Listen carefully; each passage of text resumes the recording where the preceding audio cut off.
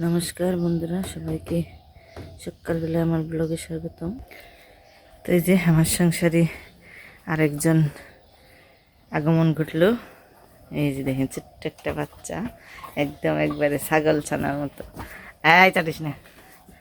তো এই যে এটা হলো কালকে রাত্রেবেলা পৃথিবীতে এসে যে সবার নাকি সাক্ষাৎ এনেছে, কারণ রাত্রেবেলা তো আমাকে সাথে রাখছিলাম, আমরা যে ঘরে থাকি ওই ঘরে রাখছিলাম। এত ছোটো বাচ্চা তো যদি পাড়া দেয় তো ওই গোয়ালে রাখি নেই। নিজে সকালবেলা উঠে সবার নাকি পরিচিত হয়েছে। আর মাই দেখেন এত আদর দিবেন হয়েছে, মানে সারা রাত ফাঁকে আসিল। চাটিস না। তো একদম একবার ভিজিয়ে ফেলাইছে।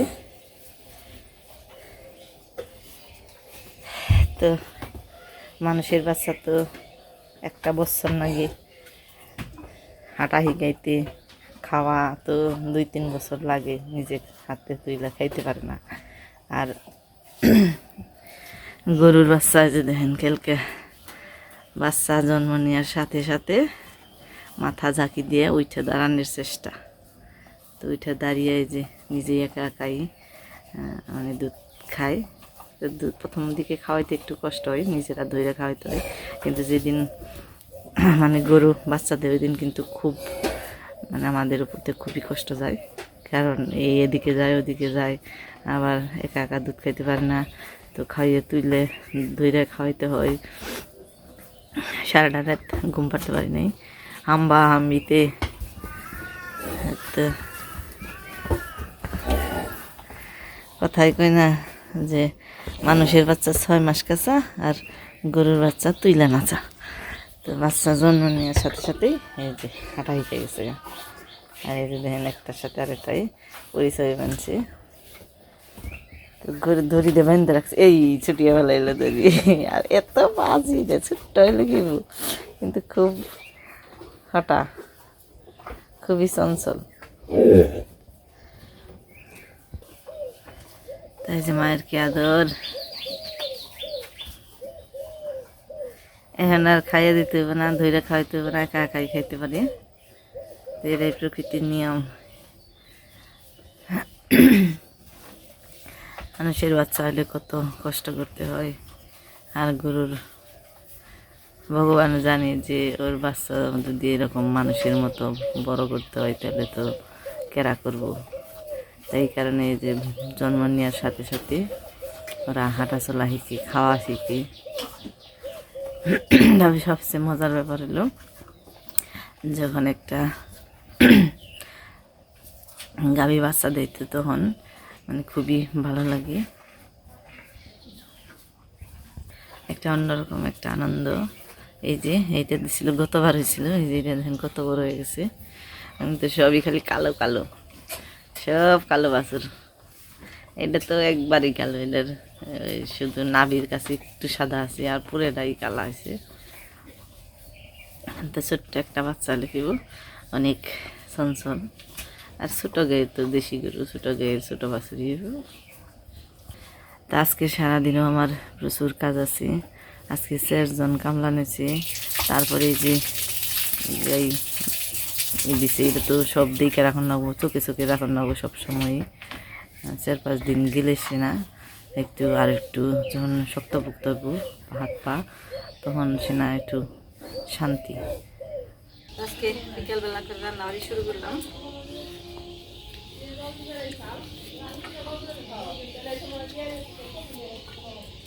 রান্না করে মূল্য এই যে দেশি লাউ, অল্প একটু দেশি লাউ খেয়ে দিয়েছিলাম। দেশি লাউ হলো নিরামিষ তরকারি, বেগুন ভাজি, আর একটা ছোট্ট মোটো একটা তরকারি রান্না, একবেলা খাওয়ার নিয়ে।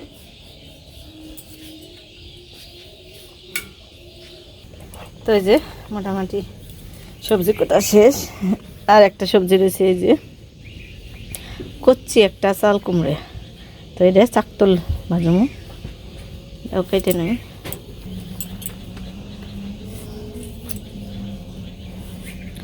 সিজন ছাড়া সবজি রয়েছে, মানে বুনতে বুনতে এই গাছটা টিকছিল। তো ওই বা থেকে একটা মাত্র ওই চাল কুমড়াই ধরছে। তো এটার গাছ তেমন একটা ভালো নেই, গাছটা সব পোকায় সেঙ্গাই খেয়ে শেষ দিয়ে নিছে। এই একটা মাত্র ধরছি, রে বড় হইব না আর, তাই ভাবলাম যে চাকতল খেয়ে তুই।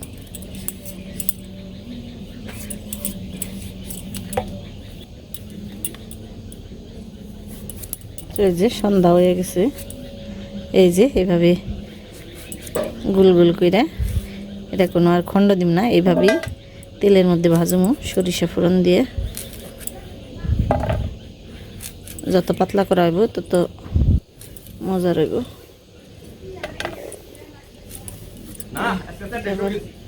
গুড়িগুলো ভাজা যায়, ওইটা আবার অন্যরকম হয়। যে রান্নাবাড়িটা দিই আর উঠাইলাম না, রান্নাবাড়িটা যে শেষ দিলাম, তারপরে এখানে যে আমরা মন্দিরে যাবো। তো আজকে মন্দিরে আমরা দিব দিব, আজকে তো শেষই, কালকে তো আবার এই আহতি, আজকে শেষ। তো শুক্রবারও গেল, তো সকালবেলায় নিয়ে আসি। তো দেখি কি নিয়ে এলো, খোলা দেখি, আমি তো দেখি নেই।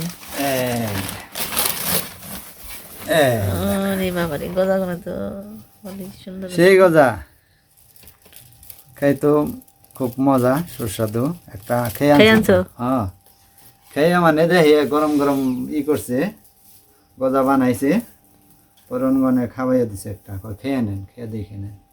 পরে দেখলাম আসলে খুব সুস্বাদু হয়েছে। মানে এই যে মন্দিরে যাম আমরা, আবার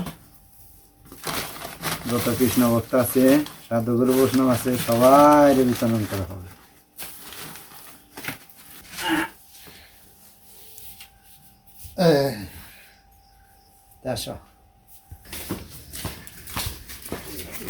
আমরা সবাই যে বানিয়েছি, ছেলের হাতে হইলো মোমবাতি, ধূপশালা, হলির নোট আছে, বাতাসা। তোমার সাথে আগিয়ে গেছে। তো এই যে নাম কীর্তন তো শুরু হয়ে গেছে, আমি রান্নাবাড়ি করলাম, তো দেরি হয়ে গেছে। রান্নাবাড়ি টাড়ি করে তারপর সব গুছিয়ে আইতে আইতে দেরি হয়ে গেছে, গান শুরু করে দিচ্ছে।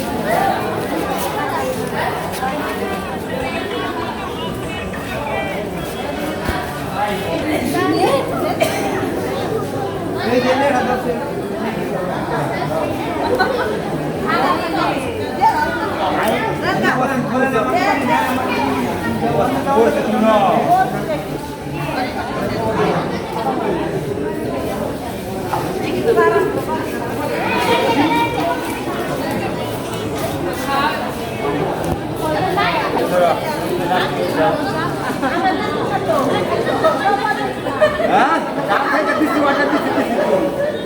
ওই দিবে ওটা দিবে সময় দিবে